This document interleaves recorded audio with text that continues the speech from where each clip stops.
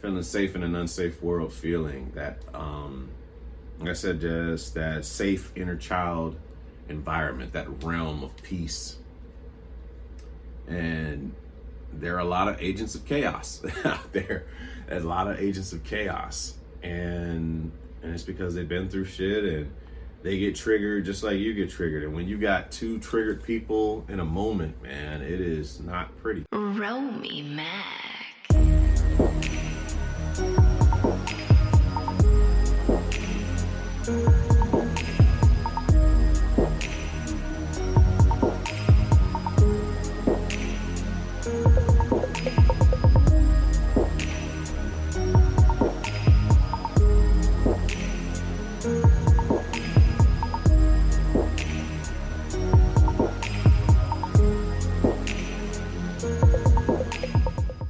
What's something you commonly wouldn't admit as a man?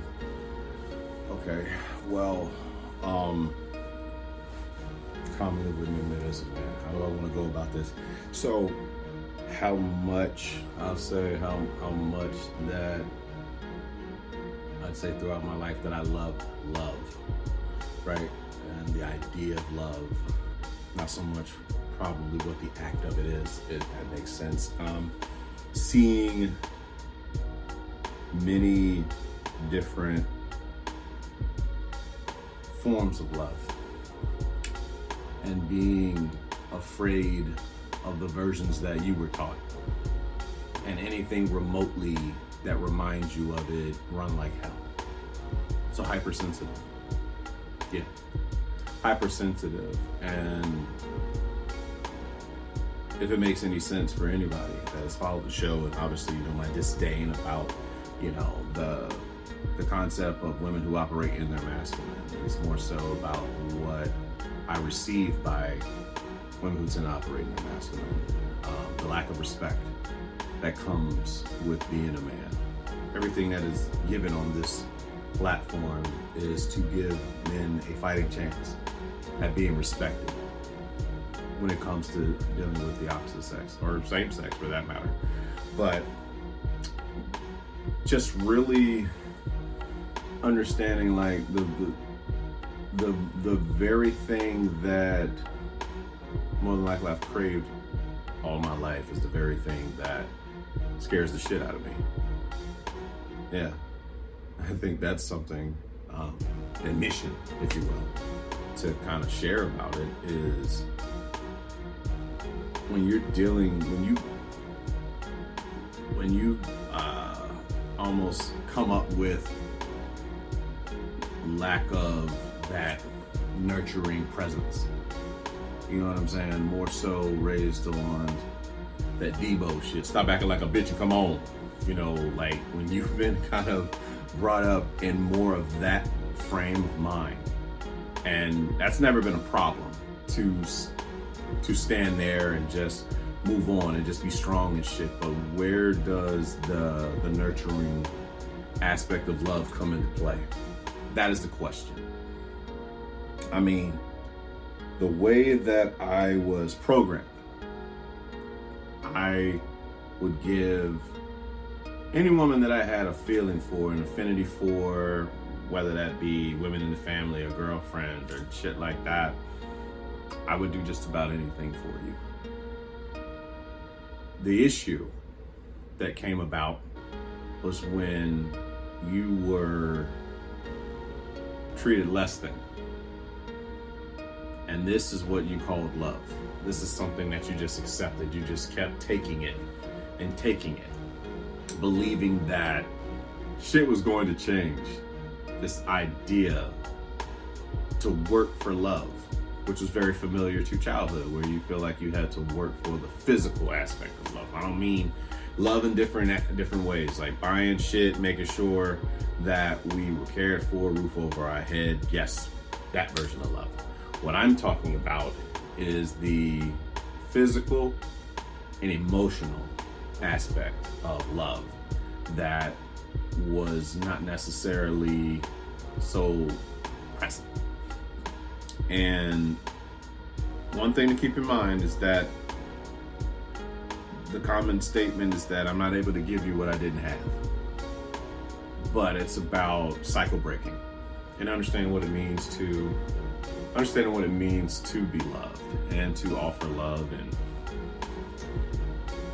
and not so much just feel like a sucker because of it, which is the common case for some of us when it comes to engaging in such.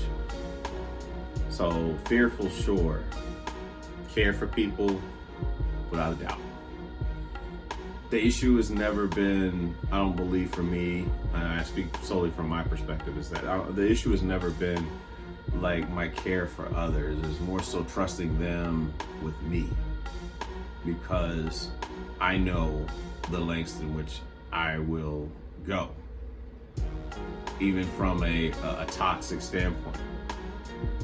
Now, yes, that's ego. That's ego speaking, you know, because there's fear. And ego lives in fear. The soul lives in love. I know this. I'm aware of this. But to be in a situation where you do your best to not run away with this fantasy idea of what love is, somehow you do. And then there's this nice reminder that life and the present moment will give you to show you how you want to be treated, how you don't want to be treated. And after a while, you just learn as a person, as a man, hell, even as a woman, how you don't want to engage with people based on behavior. And that peace is just far more important. You want to believe that the concept of love in your mind, which is all an illusion, can be experienced in the present. But the thing about it is that you only have your perspective when it comes to love. Only yours. You don't have the other person that you may have an affinity for or love for doesn't necessarily have the same mindset as yours. So when your perspective doesn't align with her or his perspective,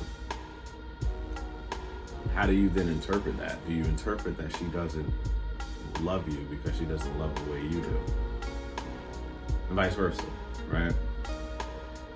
So, like, the common thing I'll see within myself is this wall I'll meet. You know, allow yourself to get but so vulnerable. And then trigger comes about. A trigger comes. Sometimes a trigger stronger than others, a very familiar trigger of something that you felt before. And then it's like, I've seen this. I I'm literally reliving. I'm taking the same test until I pass it. What is that strategy of passing this test? Do you just go through with it the same way, or do you alter it, or do you walk away from it altogether? And that walking away part, I think that's I believe that's the struggle for me. You know, a lot of times I've stayed too long in situations I was meant to walk away from, but I'm also very stubborn. So there's this constant, you know, flow in the mind that I would find myself into, where is this the universe testing me how bad I want it, or is it testing me how much I love myself, or is it both? A lot of times I find myself being very deer in the headlights when it comes to that, because there's a lot of I don't honestly, man. Who really knows how to love effectively? We all believe that our love is the right way, and I believe that's the ego, but it's like, what really is love? Yeah, you see people, they have their moments. You see people getting married. You see people in relationships, and outside looking in and looking at people's Facebook posts, Instagram posts, TikToks, and whatever, you would believe that they are so much in love. And until you have a conversation with these people, or you have these very same people that are in relationships trying to talk to you on a more intimate level. So it's like, if this is what we want, this love, then why are we doing this? You know, that's something that I constantly keep in mind, and it's those things I think about, the distractions that come about in this life that we live, man. And options are plentiful. Those options, man, they definitely cloud our judgment at times. And you question, what is love really about? What does that mean? Like I said, just wanting something so bad, right? But the thing is that it doesn't operate just solely from you. You know, it takes other people. And I know for sure, like from a work standpoint, I believe that I am a team player. Yeah, I believe I'm a team player when it comes to that. I have no problem doing my part, pitching in and being part of the team. When it comes to, I believe when it comes to relationships, that a lot of what I've endured, trauma, you know, just the idea of shit, the illusions and all of that, you can forget that it's not just you in it. And you have this idea of how things are to be, but there's another person that's involved. Now, granted, you want to be with a woman who can get on your program, for sure, that allows you to lead and trust you to lead and all that stuff. But even then, she has her own desires, her own goals, her own inputs, her own contribution that she'd like to give to that bond, that relationship, that's, you know, that union. And when two people, you know, have this idea, you have an idea of what love is, right?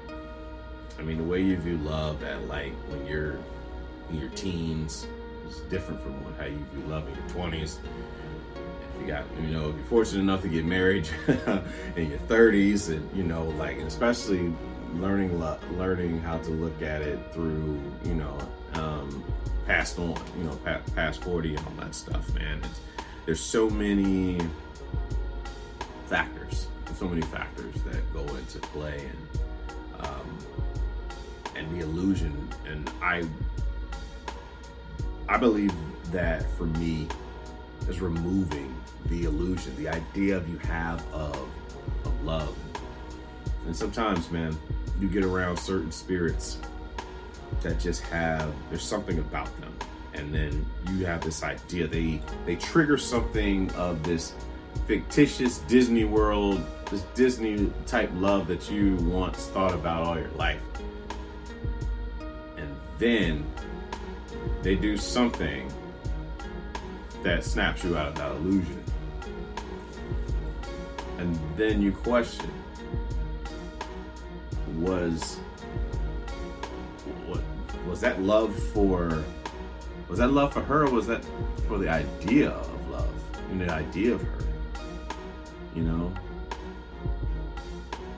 And I say that admitting as a man, it's just basically feeling like I don't know exactly what is effective when it comes to love. I don't. I do my best every day to try to, I do my best to try to focus on peace and focus on how to love myself and focusing on me. Because if I can start there, then maybe I'll have some leeway there. But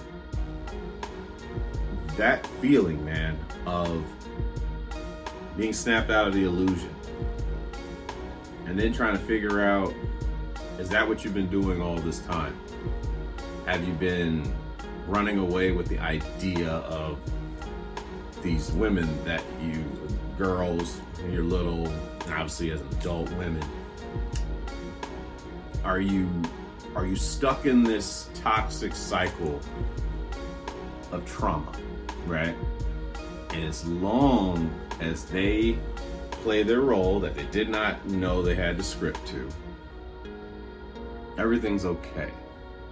But when they do something that is outside of said role, that's not in the script that you had, that they didn't have, how then do you feel? How then do you learn how to love someone? Is it healthy for you? Is not getting what you want mean they're not treating you fairly? You know what I mean? I look back at a lot of I'll say, my ways from childhood and how they creep into adulthood, and ask myself, is that what this is? You being told no, does that mean I don't love you? Is that how you're interpreting this in so many words? You not getting what you want at that particular time, does that mean that person doesn't love you?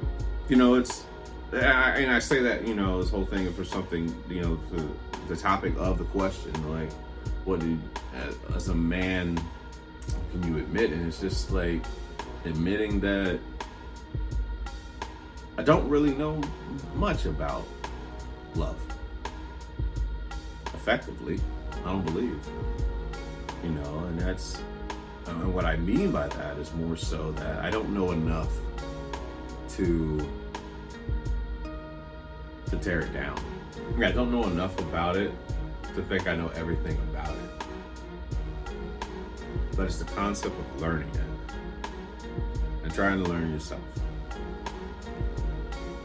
I take on this whole concept, right, of just learning what it is to be respected as a man in an attempt to find a healthy, effective love.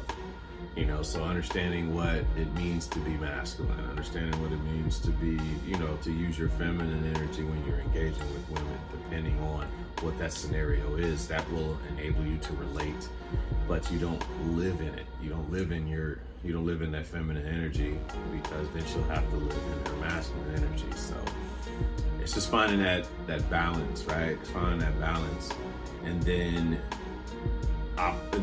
engaging with people that you love who also have gone through shit just as much as you've gone through trauma and shit. But for her, her survival default is that of operating in the masculine. So now there's a clash. Now there's now there's two rams in the room, and there's only room for one masculine, there's only room for one feminine, and both of y'all gotta decide what that means. You know, it's just a challenge, man, because all in all, we all just want to be seen, heard, and loved, and we just have these different strategies, man, amongst ourselves as people, and wanting to feel like, for me, wanting to feel that softness. I believe that's really what that is, man. You showed me, you showed me that soft side, and there's nothing I won't do for you. And when you feel the need to, like I said, show that what I believe is, just tough side, like you're constantly on a defense and you're constantly, aggressive and shit, and it obviously it's a turn off, but it's deeper than that. It's deeper than just the attraction aspect of it. It's like, why do we feel the need to even have to do that? I think that's more so the bigger key for me, is that how do we even get this way, man? Because I don't believe we were born like such. I believe that young boys were, I believe boys are born with like a set of aggression, and somehow or another it gets diminished, and then women are born. I believe little girls are born with that softness, right? And then life just hardens the fuck out of it, man. And then it's like it's like Hook, it's like Peter Panning trying to find out how to become Peter Pan again, finding his inner child.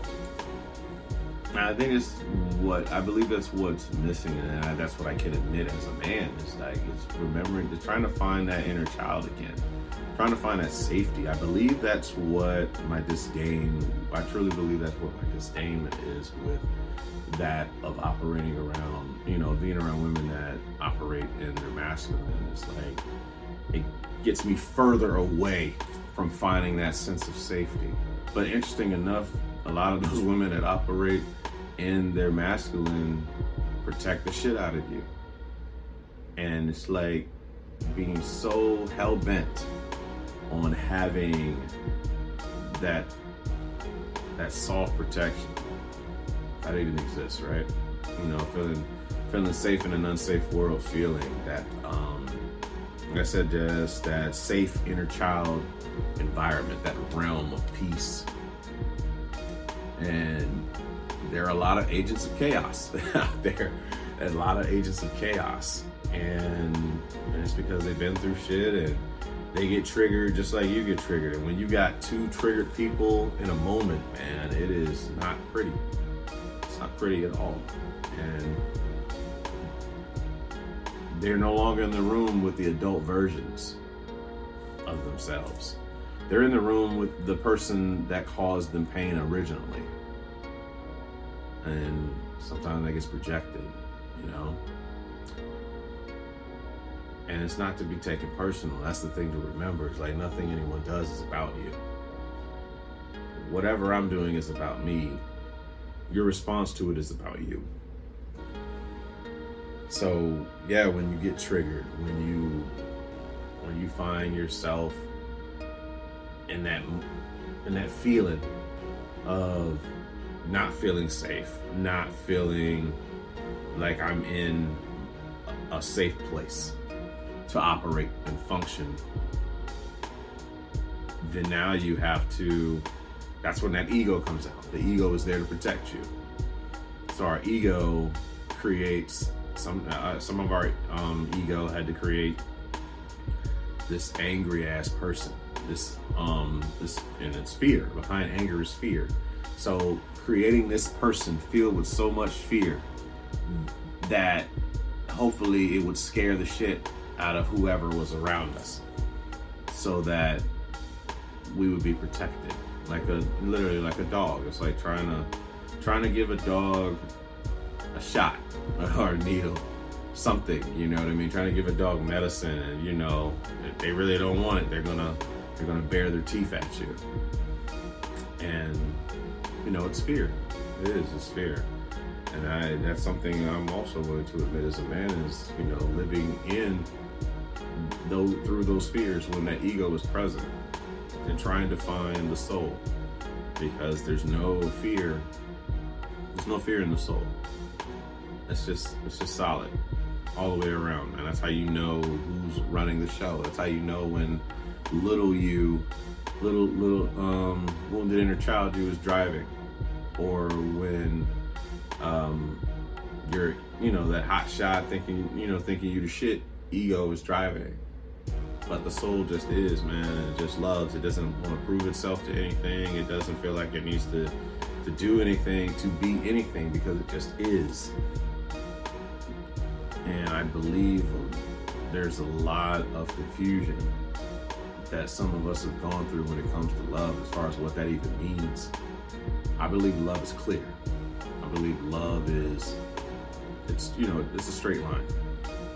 I think all that crooked shit is all rooted in what fear, ego, distractions, illusion, all of that shit comes into play. But love is just an act, right? It's it's an action word, as far as like what you display and doing shit for people that can't do shit for you.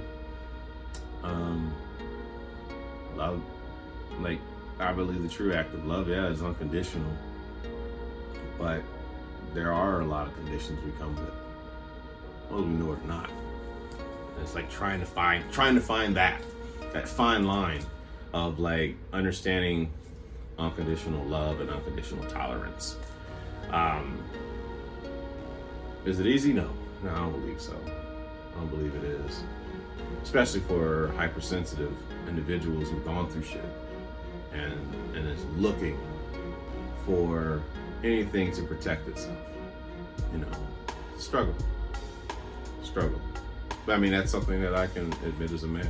The struggle when it comes to dealing with that of love, the fear, and those two worlds. Bouncing back and forth between living in love and then living in fear. But yeah, I mean, that's something. I believe that's something that I commonly wouldn't admit as a man.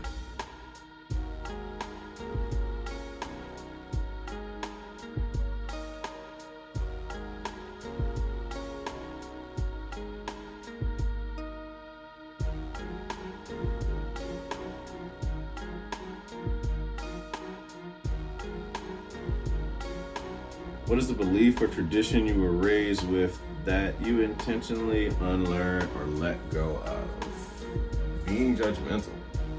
Yeah, being judgmental, believing that if you don't believe in this particular religion, then that makes you a bad person. Now, that's not exactly what was said. That might have been like an indirect implication. You know what I'm saying? And I do my best to try to allow people just to be themselves. I don't want anyone around me to believe that they have to be a version of something in order to be accepted. Yes, I know. I do prefer women to operate in their fucking feminine. So yes, if their default is masculine, it's uneasy. All I'm saying is I'm not attracted to it. But as far as like, if that's you, I might not be attracted to you, but I want, I don't believe I'm better than you because you're this, or, what I'm saying? Shit like that, if that makes sense. But for me, I grew up feeling that, like a sense of judgment. Like if you smoke weed, you're a bad person. Or if you, if you're gay, then, you're shunned and shit like that. And I mean, personally, there's enough life to go around. And, you being gay ain't got shit to do with me. If anything, that leaves more women for me. Unless you're a woman and you're gay, now we in competition, but it's friendly competition. I say that in joking, but in all seriousness, like that there of feeling like your life is so important that you can tell this person how to live it. Nah, you just live your life the way you want to. There's enough life to go around, man. There's people doing shit on the other side of the world that we know nothing about right now. Hell's people in your city that are doing things differently than how you do it. Doesn't bother you because you don't think about it. But I mean, that's what I tried to unlearn throughout my adult life. I did my best to try to not be so judgmental. Now, deciding what's for your life and what's not for your life, I'm not going to say, I don't classify that as judgmental. You know what I'm saying? It's more preference and shit like that. Like, I avoid the unhappy and the unlucky. I mean, very much so that I am about having my peace, and I will defend my peace at all costs. And sometimes having peace comes with a cost, right? Removing yourself, removing people from your life when they just constantly want to project their insecurity, their pain. And it's not personal. It's just that you don't have, it's not your job to fix it. It's not your job to fix people coming into your life and just want to be, you know, Debbie Downers. That's not for you. That's, you know, let them sit in their pain. We can look at life in two different ways, man. We can look at life from always finding, you know, spotting the negatives, or we can accept the negatives and then be grateful for what we have. And some people just really do love being victim. They really benefit a lot in this life by portraying themselves as a victim. We don't have to be around it. We don't have to be around people that make life sound unbearable. You know, we don't have to say shit. Number one, we can just be calm. We can be at peace. We can live the way we wish to live, and without affecting somebody else. I don't have to tell you, oh, what you're doing is wrong. You know, you making the chicken wrong or whatever it is. You know what I'm saying? That's not for me to say. If you want help and assistance to try to improve it or something like that, if you believe it, great. But if how you season your chicken is how you season your chicken, then that's how you season your chicken. And a lot of people believe they season their chicken a lot better than you. And you come across them in life, man, like, oh man, he doesn't really know what the fuck he's doing. And I think we all have a way of doing that. And ego will find a way to sneak in. Like, ego is that motherfucker always trying to get in the club. You know, just sneaking in VIP. Just, I got to be there. It's got to be about me. And the best thing to do is to try to monitor that. Is to be very mindful of who's driving. Who's driving? Is what I'm saying backed by my ego? Is this backed by the soul? But yeah, unlearning that whole thing of believing that, yeah, like I say, you know, looking at our family, if you hiding your homosexuality, I don't believe there's a reason to do so any more than I have to hide my heterosexuality. You know, like we're just as human. I'm no more human than you are. And if that's what you choose to do as far as to smoke, why do I need to shun you for something that you wish to do? It's never, marijuana hasn't done anything but gotten people arrested for it, but it hasn't done anything. Marijuana ain't gonna make you want to kill anybody. You know what I mean?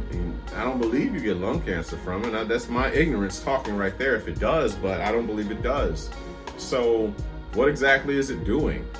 I believe you've just been programmed that, oh, you smoking that reefer, or that, you know, you're smoking that weed, or whatever term that your family refers to it as. Use it as a means of shaming someone. And I don't believe that we have to do that. Like I said, you can live your life however you wish to live it. You can go over there and do whatever the fuck you want to do. You just don't have to project it onto me. You can, like I said, you can worship whoever you wish to worship.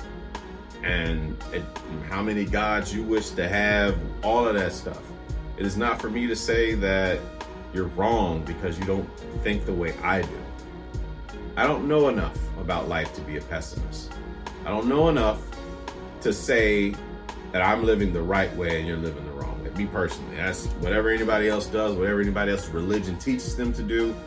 by all means, if that's what you believe, I respect that you believe that.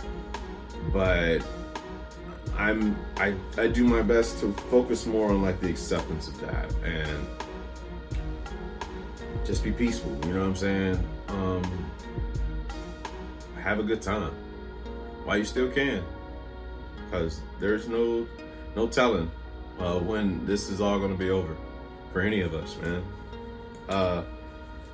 Just living life the way you see fit, as long as it doesn't, as long as it don't hurt anybody,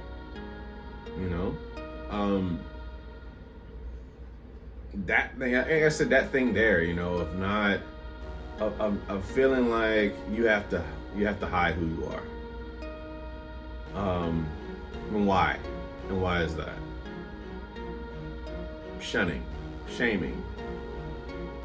So many, all of us are, a lot of us are wearing a mask, pretending to be something so that we can be accepted, validated, if you will. We're trying to be validated by the people around us. But why do I need to judge you? It's not my place to do it. Who are you to judge me, and who am I to judge you? I get it. Parents rearing their children, that's something different. You want to give them, you want to put them on a path for success. But you also want to allow them to think the way that they would like to think as they get older. Now, younger is different, but as they get older, trying to figure out the things that they're into, giving them an opportunity to find out what that is, instead of saying, no, you're going to be a pastor, or no, you're going to be a doctor, no, you're going to be a lawyer. And they want your love so bad that they'll do it. But what about that unconditional love when you do something that I don't want you to do? Do you still love me because I am your child?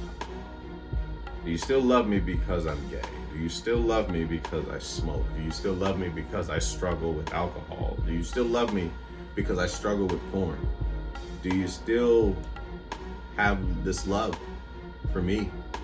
It's a question a lot of us have to ask. Do our kids feel like they need to be something in order to get our love? And indirectly, I felt like I had to do that. I did. I believe that I had to become something in order just to receive the foundation of love, And if I can help it, I didn't want that for anybody that came behind me, whether that be my brother, whether that be, of course, my kid, or anybody else younger than me, or anyone in the family. I did not want them to believe that they had to do something in order to receive my love. I believe I think that's the basics for it. I think it's just to give them that love. It's an unconditional love. I don't have to like everything you do. No. I don't have to like the shit that you've done to me. But as far as like my love for you won't be questioned. I may keep a distance if I find that you project your pain. That doesn't take away my love for you. It just shows my love for myself and my peace. And the common thing said is, it's not that I don't love you, I just love me more, right? And love in a sense of like self-care and healthy boundaries, not so much the egoic way of that, of saying I love me more. And I'm sure there's that for some of us too. But that's something that the judgment aspect of being able to accept people as they are, that was something that I wanted to unlearn. It's not for me to judge people. Like, you can just hear it in people's voices, how they, believe she's wearing that, believe she's gonna do that. Like, judgment, because you have it all figured out. We don't know enough. We don't know enough to be a pessimist. But you can't decide what's not for you. You don't have to put shame upon somebody else because it's something you wouldn't do. You're showing your limits, not theirs, But, belief or tradition that I wanted to unlearn. Learning to accept people learning to accept people as they are, and then figuring out where I was going to place them in my life. though that's a tradition, belief, if you will, that I had to unlearn.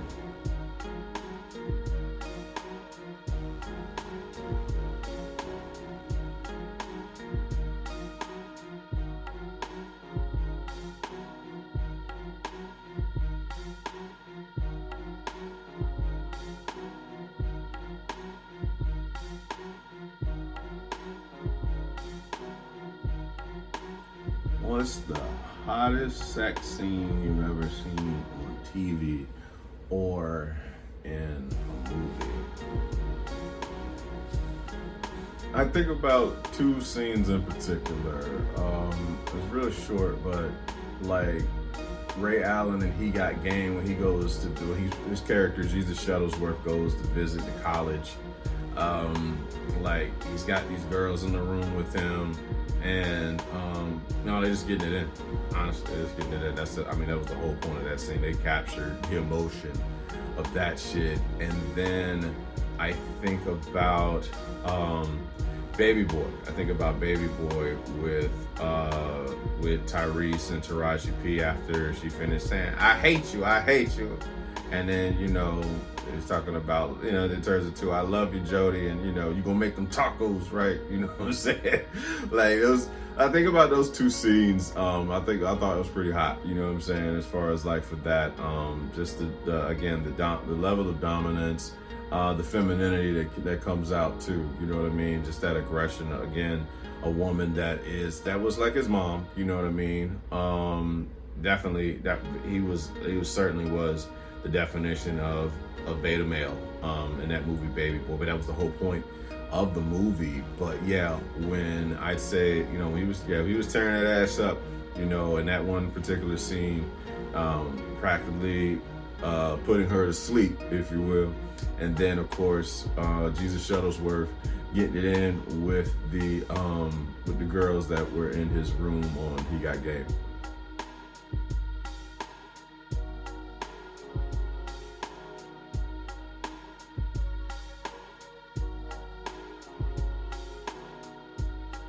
How do you make peace with the concept of mortality and the idea that time is constantly passing?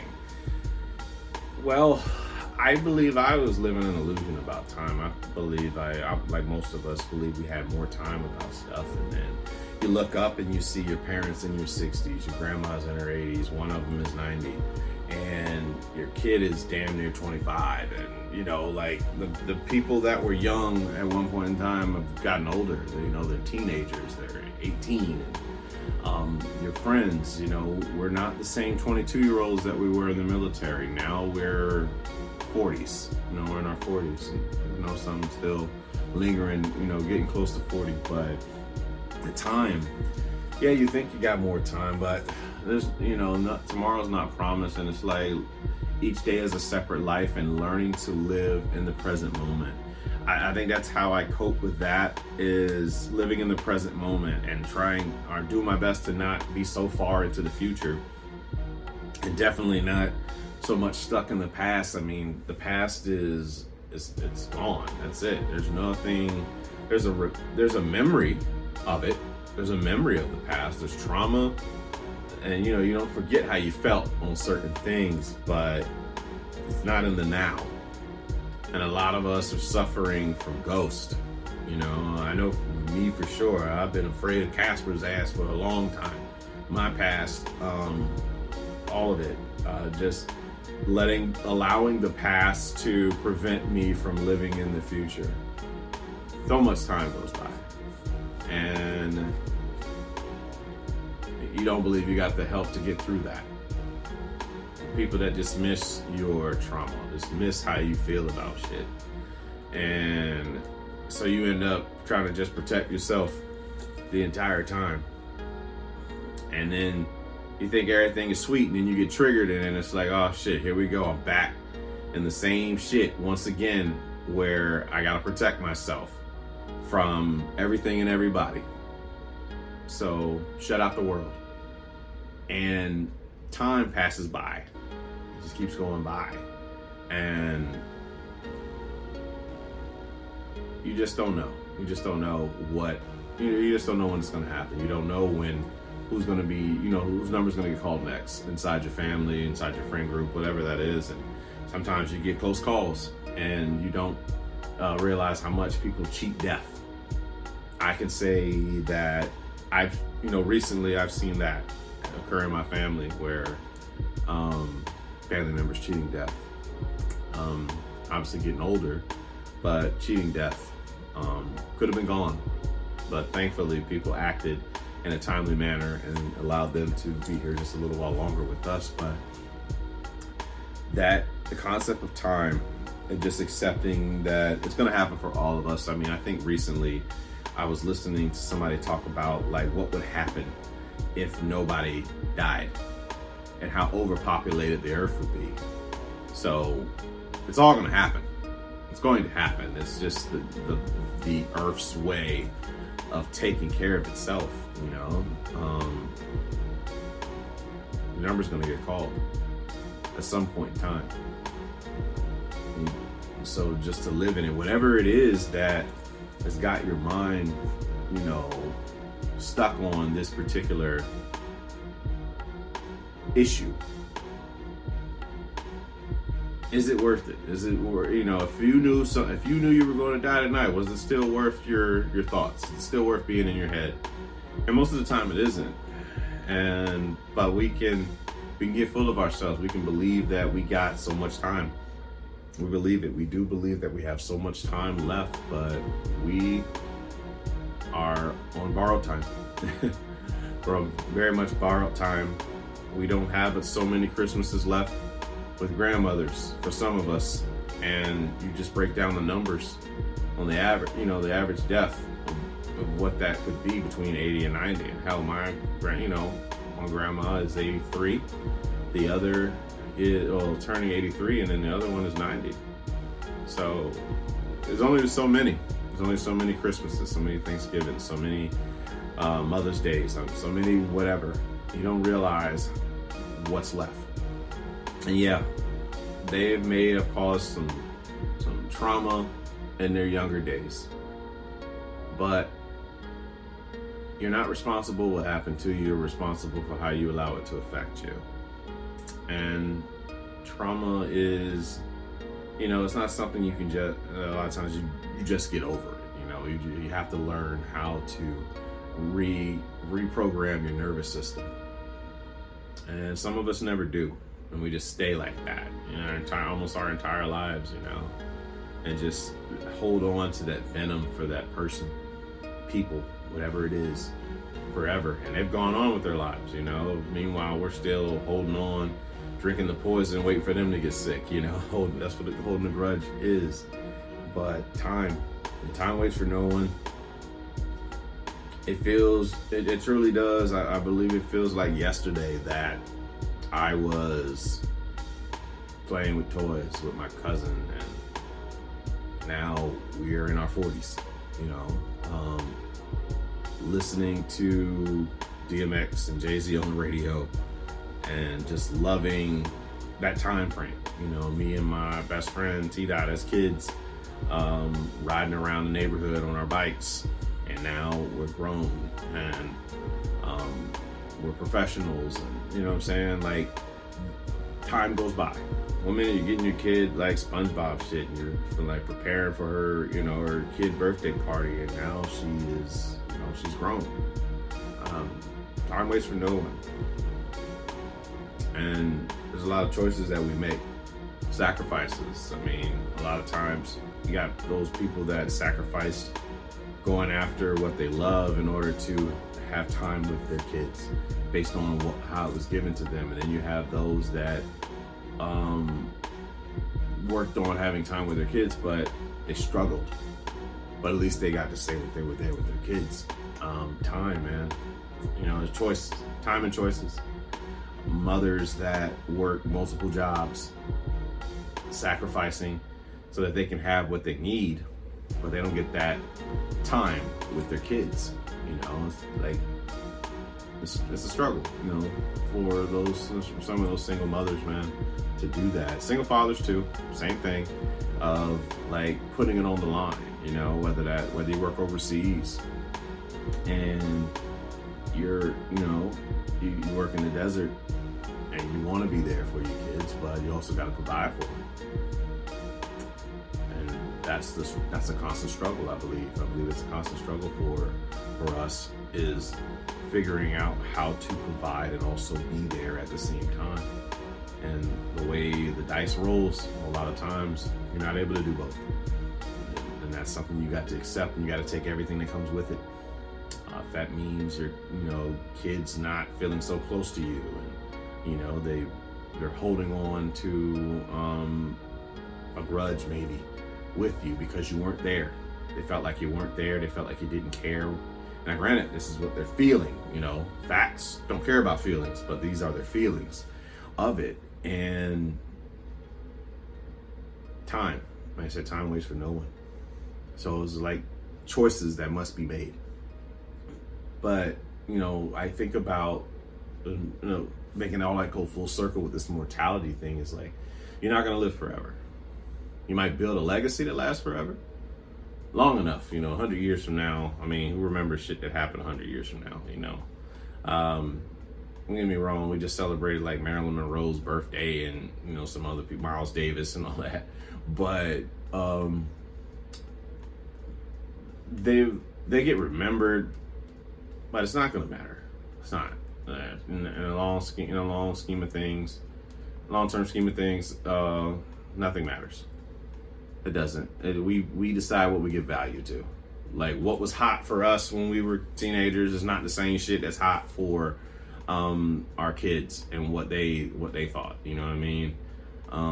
Hell, used to lose my shit to watch American Gladiators. I don't believe these kids can give a shit about American Gladiators or Nickelodeon Guts or any of that shit. You know what I'm saying? Like, you decide where the value goes with it. Perspective, really. Perspective. But time, man. Time waits for nobody. And all of us are going to go at some point in time. So it's about like how you want to enjoy the time spent here. So with time constantly moving, no matter how many times you sit still and be bummed about your life, time, yes, is still going to be fucking moving. So what do you want to do? You want to mope about some shit that's not going to change, or you want to be grateful for what you have and just live in the present moment? I mean, I think that's just the question we all have to ask sometimes, and be grateful for time. Yeah, just be grateful for time. So I think that's a solid point to conclude this episode. I want to thank everybody for listening, watching, subscribing, commenting, liking, loving, caring, whatever the other, emoji shit sets on Facebook that you're able to do for this show. It's much appreciated. Obviously share with whoever, to keep the conversation going and just to have thought-provoking conversation amongst ourselves, to disagree, whatever it is, whatever you want to use the show for, just make it known, make it, help the algorithm spread a little bit more. But I'm Romy Mac. This is Ask Rome, and I'm out. Good night, kids.